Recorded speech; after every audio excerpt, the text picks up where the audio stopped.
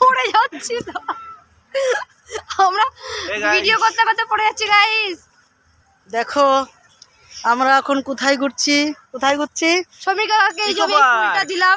এই যে আমাকে দেখো, আমার মনে হয় এই আমাকে একটা শুকনো ফুল দিল ইকো পার্কে এসে।